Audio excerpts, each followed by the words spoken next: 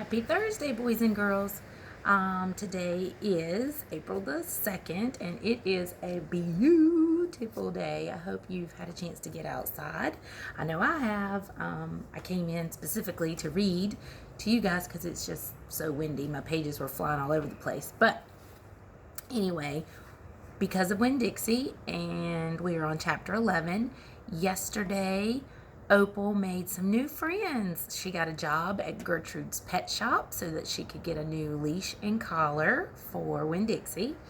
She has made friends with Miss Franny at the library. She met Miss Gloria Dump through those two silly little boys. And she's even been invited to Sweetie Pie's 5th birthday party. So things are looking up for her. So let's join her in chapter 11 and see what happens next. That night, there was a real bad thunderstorm. But woke me up wasn't the thunderstorm and lightning. It was Winn-Dixie whining and butting his head against my bedroom door. "Winn-Dixie," I said, "what are you doing?" He didn't pay any attention to me. He just kept beating his head against the door and whining and whimpering. And when I got out of bed and went over and put my hand on his head, he was shaking and trembling so hard that it scared me. I knelt down and wrapped my arms around him, but he didn't turn and look at me or smile or sneeze or wag his tail or any normal kind of Winn-Dixie thing. He just kept beating his head against the door and crying and shaking. "You want the door open?" I said. "Huh? Is that what you want?" I stood up and opened the door, and Winn-Dixie flew through it like something big and ugly and mean was chasing him. "Winn-Dixie," I hissed, "come back here." I didn't want him going and waking the preacher up. Ugh, but it was too late. Winn-Dixie was already at the other end of the trailer in the preacher's room. I could tell because there was a spring sound that must have come from Winn-Dixie jumping up onto the bed, and then there was a sound from the preacher like he was real surprised. But none of it lasted long because Winn-Dixie came tearing back out of the preacher's room, panting and running like crazy. I tried to grab him, but he was going too fast. "Opal?" said the preacher.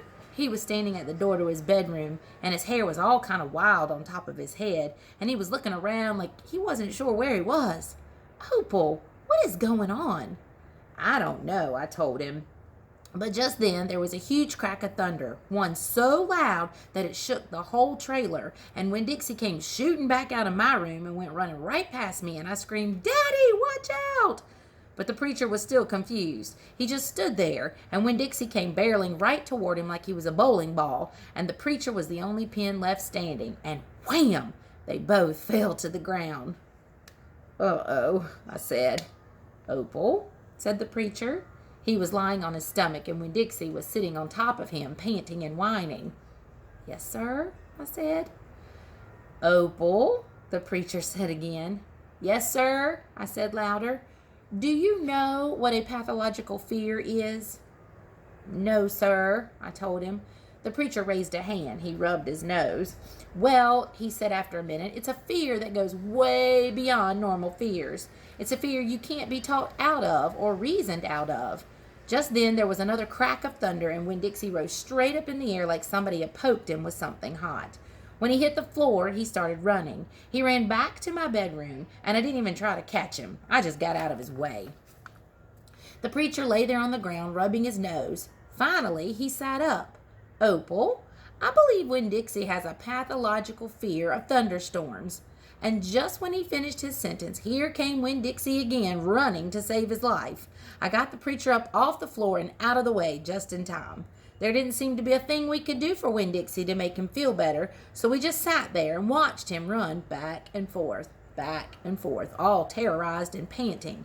And every time there was another crack of thunder, Winn-Dixie acted all over again like it was surely the end of the world. "The storm won't last long," the preacher told me, "and when it's over, the real Winn-Dixie will come back." After a while, the storm did end. The rain stopped, and there wasn't any more lightning, and finally the last rumble of thunder went away, and Winn-Dixie quit running back and forth and came over to where me and the preacher were sitting and cocked his head like he was saying, "What in the world are you two doing out of bed in the middle of the night?" And then he crept up on the couch with us in this funny way he has, where he gets on the couch 1 inch at a time, kind of sliding himself onto, looking off in a different direction like it's all happening by accident. Like he doesn't intend to get on the couch, but all of a sudden there he is. So there the three of us sat. I rubbed Winn-Dixie's head and scratched him behind the ears the way he liked. And the preacher said, "There are an awful lot of thunderstorms in Florida in the summertime." "Yes, sir," I said. I was afraid that maybe he would say we couldn't keep a dog who went crazy with pathological fear every time there was a crack of thunder. "We'll have to keep an eye on him," the preacher said. He put his arm around Winn-Dixie. "We'll have to make sure he doesn't get out during a storm. He might run away. We have to make sure we keep him safe." "Yes, sir," I said again. All of a sudden it was hard for me to talk. The preacher I loved so much. I loved him because he loved Winn-Dixie.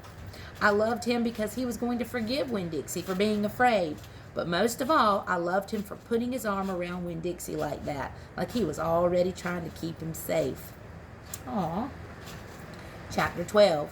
Me and Winn-Dixie got to Gertrude's Pets so early for my first day of work that the closed sign was still in the window. But when I pushed on the door, it swung open, and so we went on inside. I was about to call out to Otis that we were there, but I heard music. It was the prettiest music I have ever heard in my life. I looked around to see where it was coming from, and that's when I noticed that all the animals were out of their cages. There were rabbits and hamsters and gerbils and mice and birds and lizards and snakes, and they were all just sitting there on the floor like they had turned to stone, and Otis was standing in the middle of them. He was playing a guitar, and he had on skinny, pointed-toed cowboy boots, and he was tapping them while he was playing the music. His eyes were closed, and he was just smiling. Winn-Dixie got a dreamy kind of look on his face. He smiled really hard at Otis, and then he sneezed, and then his whiskers went all fuzzy, and then he sighed and kind of dropped to the floor with all the other animals. Just then Gertrude caught sight of Winn-Dixie. "Dog," she croaked, and flew over and leaned it on his head. Otis looked up at me. He stopped playing his guitar, and the spell was broken. The rabbits started hopping, and the birds started flying, and the lizards started leaping, and the snakes started slithering, and Winn-Dixie started barking and chasing everything that was moving, and Otis shouted, "Help me!" For what seemed like a long time, me and Otis ran around trying to catch mice and gerbils and hamsters and snakes and lizards. We kept on bumping into each other and tripping over the animals, and Gertrude kept screaming, "Dog, dog." Every time I caught something, I put it back in the first cage I saw. I didn't care if it was the right cage or not. I just put it in and slammed the door. And the whole time I was chasing things, I was thinking that Otis might be some kind of snake charmer, the way he could play his guitar and make all the animals turn to stone.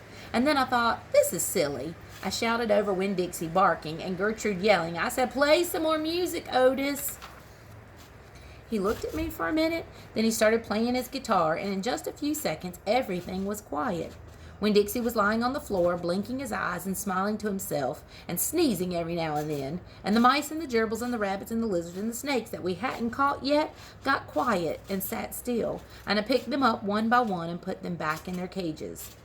When I was all done, Otis stopped playing. He looked down at his boots. I was just playing them some music. It makes them happy. "Yes, sir," I said. "Did they escape from their cages?" "No," Otis said. "I take them out. I feel sorry for them being locked up all the time. I know what it's like being locked up." "You do?" I said. "I've been in jail," Otis said. He looked up at me real quick and then looked back down to his boots. "You have?" I said. "Never mind," said Otis. "Aren't you here to sweep the floor?" "Yes, sir," I told him. He walked over to the counter and started digging through a pile of things, and finally he came up with a broom. "Here," he said, "you should start sweeping." Only he must have gotten confused. He was holding out his guitar to me instead of the broom. "With your guitar?" I asked. He blushed and handed me the broom, and I started to work. I am a good sweeper. I swept the whole store and then dusted some of the shelves.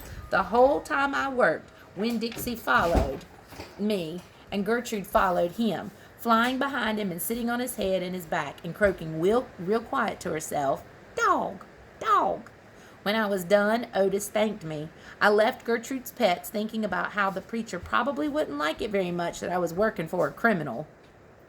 Sweetie Pie Thomas was waiting for me right out front. "I seen that," she said. She stood there and sucked on her knuckle and stared at me. "Seen what?" I said. "I seen all them animals out of their cages and keeping real still. Is that man magic?" she asked. "Kind of," I told her. She hugged Winn-Dixie around the neck, just like his grocery store dog, right? Right, I said. I started walking, and Sweetie Pie took her knuckle out of her mouth and put her hand in mine. "Are you coming to my birthday party?" she asked. "I surely am," I told her. "The theme is pink," she said. "I know it," I told her. "I gotta go," she said all of a sudden. "I gotta go home and tell my mama about what I seen. I live right down there, in that yellow house. That's my mama on the porch. You see her? She's waving at you." I waved at the woman on the porch, and she waved back. And I watched Sweetie Pie run off to tell her mama about Otis being a magic man. It made me think about my mama and how I wanted to tell her the story about Otis charming all the animals. I was collecting stories for her. I would also tell her about Miss Franny and the bear, and about meeting Gloria Dump, and believing for just a minute that she was a witch. I had a feeling that these were the kinds of stories my mama would like, the kind that would make her laugh out loud, the way the preacher said she liked to laugh. Chapter 13. Me and Winn-Dixie got into a daily routine where we would leave the trailer early in the morning and get down to Gertrude's Pets in time to hear Otis play his guitar music for the animals. Sometimes Sweetie Pie snuck in for the concert, too. She sat on the floor and wrapped her arms around Winn-Dixie and rocked him back and forth like he was a big old teddy bear. And then when the music was over, she would walk around trying to pick out which pet she wanted. But she always gave up and went home, because the only thing she really wanted was a dog like Winn-Dixie. After she was gone, I would sweep and clean up and even arrange some of Otis's shelves, because he did not have an eye for arranging things, and I did. And when I was done, Otis would write down my time in a notebook that he marked on the outside, 1 red leather collar, 1 red leather leash, and the whole time he did not in any way ever act like a criminal. After working at Gertrude's Pets, me and Winn-Dixie would go over to the Herman W. Block Memorial Library and talk to Miss Franny Block and listen to her tell us a story. But my favorite place to be that summer was in Gloria Dump's yard, and I figured it was Winn-Dixie's favorite place to be too, because when we got up to the last block before her house, Winn-Dixie would break away from my bike and start to run for all he was worth, heading for Gloria Dump's backyard and his spoonful of peanut butter. Sometimes Dunlap and Stevie Dewberry would follow me. They would holler, "There goes the preacher's daughter visiting the witch." "She's not a witch," I told them. It made me mad the way they wouldn't listen to me and kept on believing whatever they wanted to believe about Gloria Dump. One time Stevie said to me, "My mama says you shouldn't be spending all your time cooped up in that pet shop at that library, sitting around talking with old ladies. She says you should get out in the fresh air and play with kids your own age. That's what my mama says." "Oh, lay off her," Dunlap said to Stevie. Then he turned to me. "He don't mean it," he said. But I was already mad. I shouted at Stevie. I said, "I don't care what your mama says. She's not my mama, so she can't tell me what to do." Sounds like something y'all might say. "I'm going to tell my mama you said that," shouted Stevie. "And she'll tell your daddy, and he'll shame you in front of the whole church. And that pet shop man is retarded, and he was in jail, and I wonder if your daddy knows that." That's not nice, boys and girls.